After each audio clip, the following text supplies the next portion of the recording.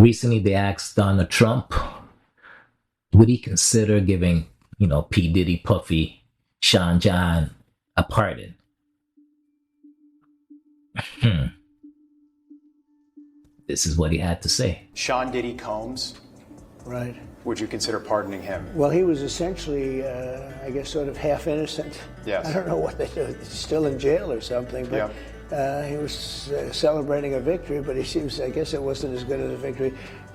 Probably, I was very friendly with him. I got along with him great. And seemed like a nice guy. I didn't know him well. But when I ran for office, he was very hostile. He said some not so nice things about you, Yeah, sir. and Yes. it's hard, like you, we're human beings. Right. And we don't like to have things cloud our judgment, right? But when you knew someone and you were fine, and then you run for office and he made some terrible statements. So I don't know, it's more difficult. It makes it more, I'm being honest, it makes it more difficult to do. But more likely a no for Combs, I it would sounds say like. so, Okay.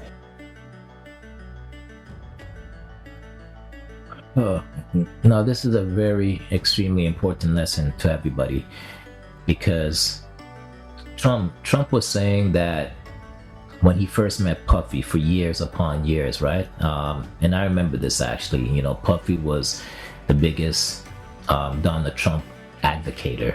So when they first met, and for several years, they were pretty good friends.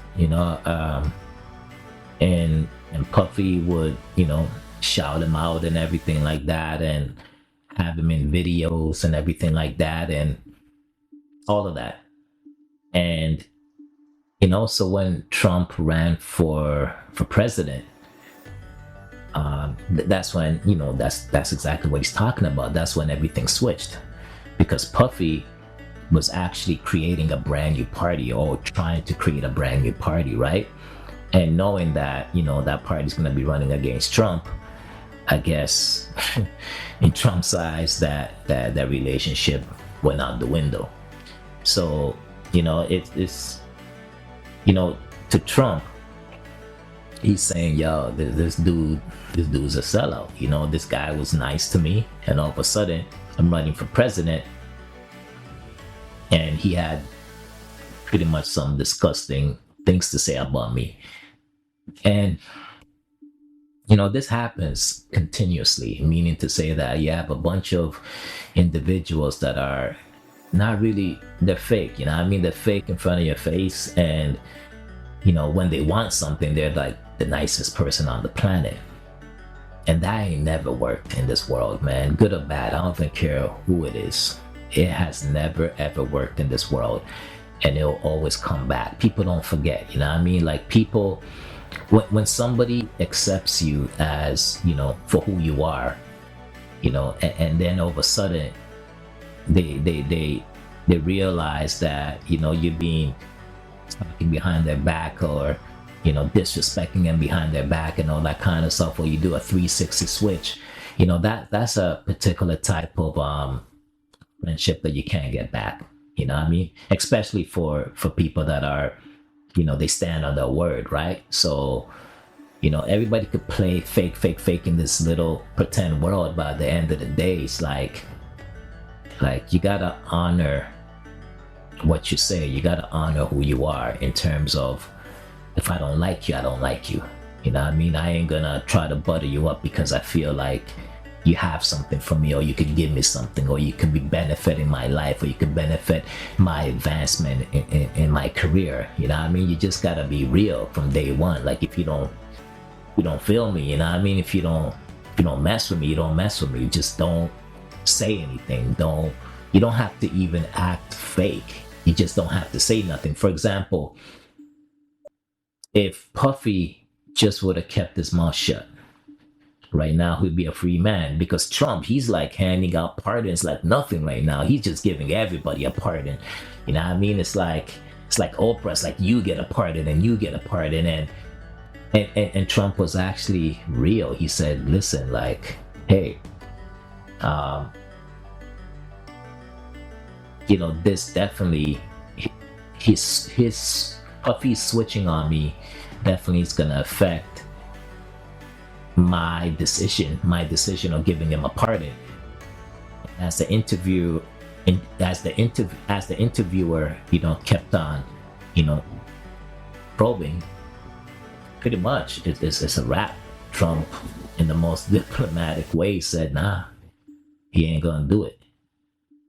So you sit there and you're like, "Shoot, this dude, because of his mouth, Puffy, because of his mouth, because of the fact that he can't, like, all he had to do was shut up.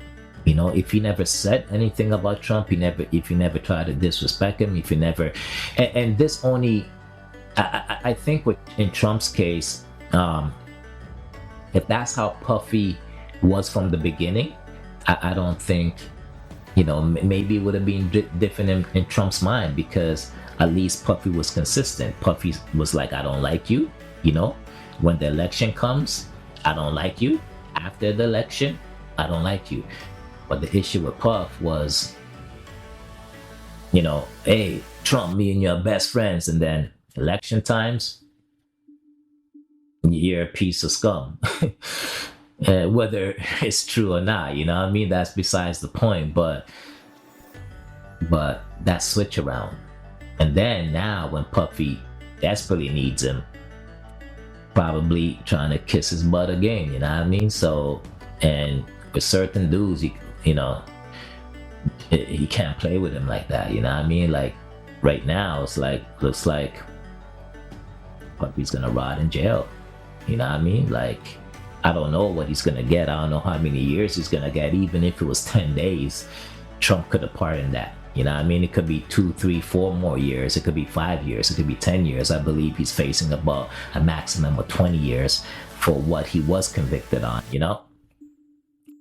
So just remember that, man. Remember that when you're being fake. Remember that when you think you could get away with just pretending that you like somebody when you truly hate them, or so it's one of those things where it's like, it's very important. It's an extremely important lesson, because right now, this is the extreme of what it can do, but at the same time, in life,